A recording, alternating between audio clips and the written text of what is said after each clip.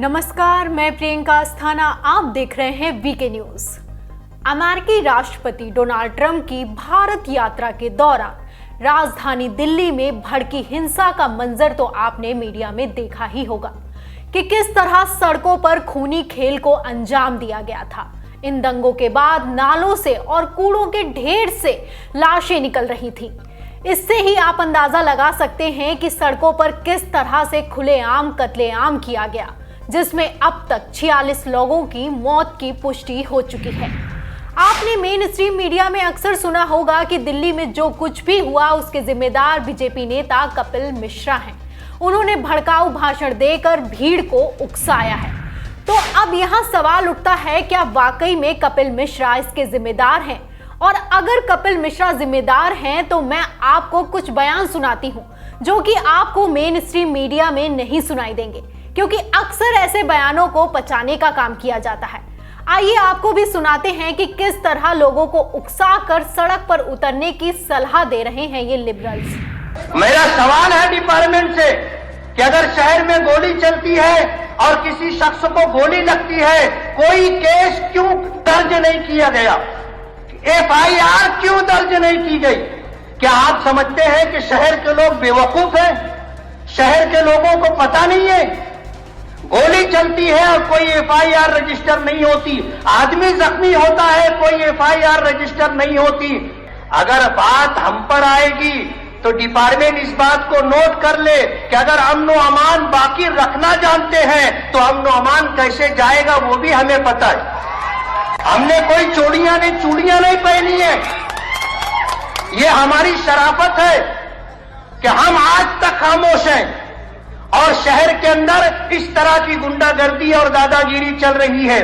हम वादा करते हैं 24 तारीख को जब डोनाल्ड ट्रंप हिंदुस्तान आएंगे तो हम ये बताएंगे कि हिंदुस्तान के प्रधानमंत्री और हिंदुस्तान की सरकार हिंदुस्तान को बांटने का काम कर रही है, महात्मा गांधी के उसूलों की धज्जियां उड़ा रही है, और ये बताएंगे कि हिंदुस्तान की आवाम हिंदुस्तान के हुक्मरानों के खिलाफ लड़ रही है। अगर हिंदुस्तान के हुक्मरान देश को बांटना चाहते हैं तो हिंदुस्तान की आवाम देश को जोड़ने के लिए तैयार है। हम तमाम लोग सड़कों पर निकल कर आएंगे। आप लोग निकल कर आएंगे। बहुत बहुत शुक्रिया। जाते जाते बस एक बात बोलूंगा, ये लड़ाई लंबी है, 50 दिन से हम लड़े हैं, कभी मायूस मत होइएगा।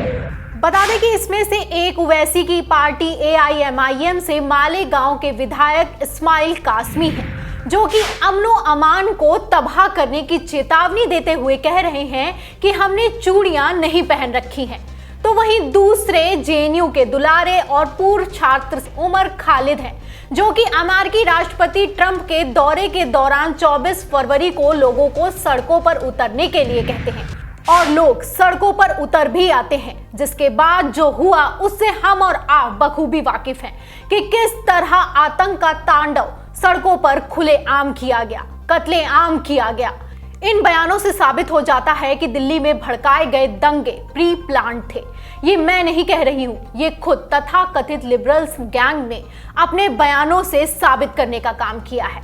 इससे आप समझ सकते हैं कि दिल्ली में सुनियोजित दंगों को अंजाम दिया गया है, जैसा कि उमर खालिद ने पहले ही सुनियोजित तौर पर मंच से ऐलान कर दिया था, और कासमी साहब ने कह दिया था कि हमने चूड़ियां नहीं पहन रखी हैं। अब इसी कड़ी में कासमी साहब ने अपनी सफाई भी पेश की है। आइए आपको वो भी सुनाते हैं।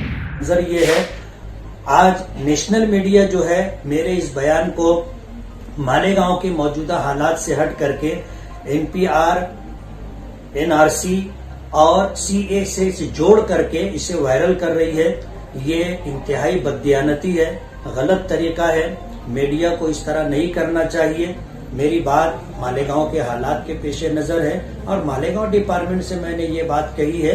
मेरी गुफ्तगू के आगे पीछे हिस्से से इस बात को समझा जा सकता है, इसलिए मैंने कोई भड़काऊ भाषण नहीं दिया है। अगर मेरे बयान से हालात बिगड़ते तो मालेगांव के अंदर अब तक हालात बिगड़ चुके होते, जबकि मालेगांव पूरी तरह शांत है। तो सुना आपने कि किस तरह कासमी साहब कह रहे हैं कि उन्होंने इस बयान को मालेगांव के मद्देनजर दिया है। अब यहाँ सोचने वाली बात यह है कि अगर मालेगांव में शांति एकदम बरकरार है, जैसा कि ये अपने बयान में कह रहे हैं, तो इस तरह का बयान देने की जरूरत क्या है? क्योंकि इस तरह के बयान देने से आप सीधे तौर पर हिंसा को भड़काने की कोशिश करते हैं। वैसे भी ओवैसी की पार्टी के नेताओं की इस तरह की बदजुबानी कोई पहली बार नहीं है। इसके पहले भी आपने वारिस पठान और अकबरुद्दीन ओवैसी के जहरीले बोल तो सुने ही होंगे कि किस तरह उन्होंने हिंदुओं के कत्लेआम करने की खुली चुनौती देने का काम किया था। इन सब के बीच सबसे अहम और सबसे बड़ा सवाल उठता है कि क्या दिल्ली के दंगे प्री प्लान थे? पूरी दुनिया के सामने भारत की छवि को खराब करने के लिए इस साजिश को अंजाम दिया गया। इस पर आपकी क्या राय है, हमें कमेंट बॉक्स में बताइए। वीडियो पसंद आया हो तो लाइक करें, शेयर करें, साथ ही हमारे चैनल को YouTube पर सब्सक्राइब करें।